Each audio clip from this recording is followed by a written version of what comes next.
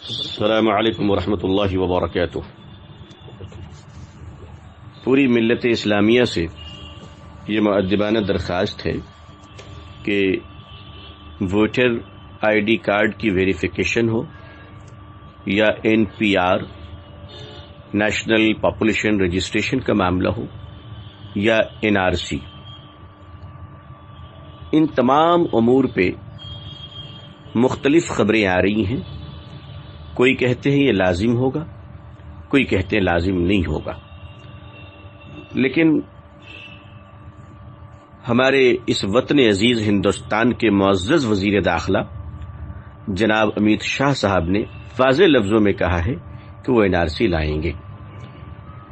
میں سمجھتا ہوں کہ مسلمانوں کو خواب خرگوش میں نہ رہتے ہوئے اور کسی سیاسی پارٹیوں کے حسین اور پرفریب وعدے کا شکار نہ ہوتے ہوئے ان تمام بیانات کو سنجیدگی سے لینا چاہیے، کیونکہ پولیٹیکل پارٹیاں اگر ہاری تو گئیں، ان کے کسی وعدے کی کوئی قیمت نہیں، اور جیتی تو بھی یہ ضروری نہیں ہے کہ وہ اپنے موقف پہ قائم رہیں۔ لیکن ہمارے لیے تو وجود کا مسئلہ ہے، ہمارے لیے، ہمارے بچوں کے لیے، ہماری نسلوں کے لیے بقا کا مسئلہ ہے۔ ہم اس ملک میں الحمدللہ پیدا ہوئے، ہمارے آبا و اجداد اس ملک سے رہے، ہماری تمام پشتیں رہیں، اور آگے بھی ظاہر سی بات انشاءاللہ ملت اسلامیہ ہم اور آپ رہیں گے۔ تو ہمیں ہمارے وطن میں بے وطن کرنے کی جو ناپاک، خاموش، زہریلی سازش چل رہی ہے، ہمیں اس سازش کے تعلق سے کسی خوش گمانی کا شکار نہیں ہونا چاہیے، اور یہ نہیں سوچنا چاہیے کہ نہیں ہو پائے گا۔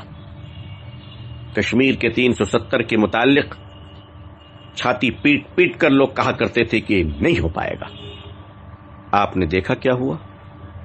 لہذا جو لوگ جو بھی بیان دے رہے ہیں، میں ان کے بیان کا انکار نہیں کر رہا ہوں۔ جو کہہ رہے ہیں کہ NRC لاگو ہوگی، میں ان کا بھی احترام کر رہا ہوں، اور جو کہہ رہے ہیں نہیں لاگو ہوگی، ہم ان کا بھی احترام کر رہے ہیں کہ ان کے منہ میں گھی شکر، اللہ کرے ایسا ہی ہو۔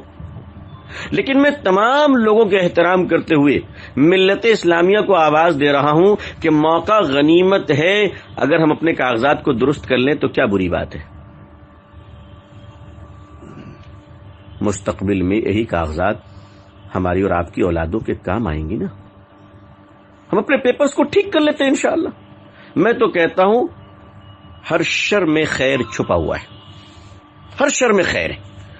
اگر یہ اس وقت کوئی چیز آپ کو مصیبت نظر آ رہی ہے، چاہے وہ حکومت کی سازش سے ہو، پولیٹیکل پارٹیوں کی کانسپریسی سے ہو، تو اس مصیبت میں بھی اللہ نے ہمارے اور آپ کے مستقبل کے لیے بڑا خیر رکھا ہے کہ برسہ برس سے جو ہمارے کاغذات بکھڑے پڑے ہوئے ہیں، تبرک کی طرح کہیں یہاں وہاں رکھے ہوئے ہیں، اب موقع آیا کہ کم از کم انہی موقع کو غنیمت سمجھتے ہوئے ہم اپنے منتشر کاغذات کو جمع کر لیں، آبا و اجداد کی سند اور ثبوت کو ایک جگہ کر لیں، اپنے بگڑے ہوئے ناموں کو سدھار لیں، درست کر لیں۔ اگر NRC نہیں بھی لاگو ہوا، اللہ کرے کہ نہ لاگو ہو، تو ہمارے کاغذات تو انشاءاللہ مستند رہیں گے، مضبوط رہیں گے۔ ایک بات تو یہ ہے۔ دوسری بات یہ ہے، ہماری قوم کے اندر الحمدللہ گریجویٹ بچے بہت ہیں، بچیاں بہت ہیں۔ اب یہ موقع ہے کہ وہ اپنی تعلیم کا، اپنے ماں باپ کی بہترین پرورش کا، اور ملت اسلامیہ کے ایک فرد ہونے کی حیثیت کا حق ادا کریں۔ اور وہ حق یہ ادا کرنا ہے کہ ہر پڑھا لکھا گھرانہ اس بات کے لیے خود کو پابند کر لے کہ اس کے گھر کے آس پاس 10 گھروں کے کاغذات مضبوط ہوئے کہ نہیں ہوئے۔ میں پورے شہر کی بات آپ سے نہیں کرتا، میں آپ سے گزارش کرتا ہوں آپ کا ایک بھائی ہونے کی حیثیت سے کہ آس پاس 10 گھرانے، اگر ہمارے گریجویٹ بچے اور بچیاں، گریجویٹ نوجوان لڑکے اور لڑکیاں اس بات کا تہیہ کر لیں کہ بچیاں گھروں میں جا کے ہماری مائیں بہنیں بیٹیوں کے کاغذات درست کرا لیں، بچے مسجدوں میں گھروں میں دکانوں میں جا کر لوگوں سے مل کر چچا خالو بھائی کہہ کر لوگوں کے کاغذات درست کر دیں، تو آپ یقین مانیے جس طرح انگریزوں کے خلاف ہندوستان کی آزادی کے لیے لڑنے والوں کو مجاہد کہا جاتا تھا اور بھارت کی آبرو پر مرنے والوں کو شہادت کا درجہ ملا ہے، میں آپ سے کہتا ہوں کہ اس طرح اس وقت ہندوستان میں جو آدمی ایک دوسرے کے کاغذ کو درست کر دے، انشاءاللہ وہ اس دور میں بہت بڑا کار خیر کر رہا ہے اور اس کا اجر اللہ کے اسے ضرور ملے گا۔ میں یہ تو نہیں کہہ سکتا کہ وہ ثواب حج کے برابر ہوگا یا عمرے کے برابر ہوگا، مجھے نہیں پتا، لیکن اللہ کی ذات بہت بڑی ہے۔ اگر کسی گھر کو آپ نے بچا لیا، کسی گھر کی ماں بہنوں کو بے آبرو ہونے سے بچا لیا، ڈیٹینشن سینٹر میں جانے سے بچا لیا، ایک وطن کے آدمی کو بے وطن ہونے سے بچا لیا، تو میں سمجھتا ہوں کہ یہ کتنا بڑا ثواب ہوگا وہ اللہ ہی بہتر جانتا ہے۔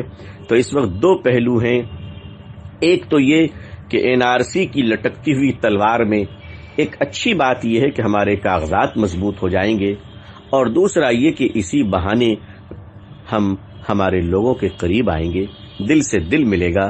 آپ دوسروں کے کاغذات جب بنائیں گے تو آپ ان پر احسان کریں گے، وہ اس احسان کو بھی یاد رکھیں گے، اور ہم لوگ اپنے رب کو راضی کریں گے، کیونکہ اللہ تعالیٰ اپنی مخلوق کی مدد کرنے والے اور مخلوق کے کام آنے والوں کو پسند فرماتے ہیں۔ مسلمانوں کو اللہ نے گولڈن چانس دیا ہے ہیومن سروس کے لیے، خدمت خلق کے لیے۔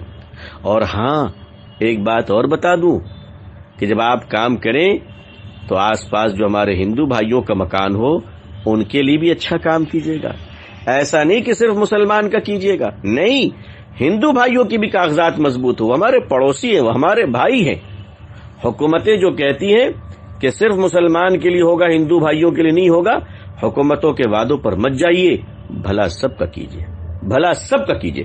حکومت کیا کرے گی نہیں کرے گی وہ حکومت جانے، ہم تو اتنا جانتے ہیں کہ جو بھی سرکاریں ہوتی ہیں وہ دیش کی تمام جنتا کے لیے ہوتی ہیں۔ اگر کوئی سرکار کا ایک آدمی کہتا ہے میں فلاں کا کروں گا فلاں کا نہیں کروں گا، تو میں کہتا ہوں یہ مانوتا کے بھی خلاف ہے۔ جس ماں نے دودھ پلایا ہے اس ماں کے دودھ کے قطرے کی توہین ہے یہ۔ لہذا آپ ہمارے نوجوان لڑکے اور لڑکیاں مسلمانوں کے لیے بھی کریں گے اور ہندو بھائی بہنوں کے لیے بھی کریں گے۔ ہمارا کوئی بھائی بہن چاہے وہ کسی بھی ذات اور دھرم کا ہو، وہ بے وطن کیوں ہوگا؟ وہ 2 دن بھی کیوں پریشان رہے؟ نہیں۔ اور اس میں اگر کچھ خرچ بھی ہوتا ہے اور اگر لوگ پیڈ نہیں کر پاتے ہیں زیروکس وغیرہ کروانے کے، تو محلے کے چند نوجوان اس پہ پیسے خرچ کریں، سگریٹ نہ پیجیے، پان نہ کھائیے، گٹکا نہ کھائیے، پیسے اسی پر خرچ کیجیے، انشاءاللہ بڑا ثواب ہوگا۔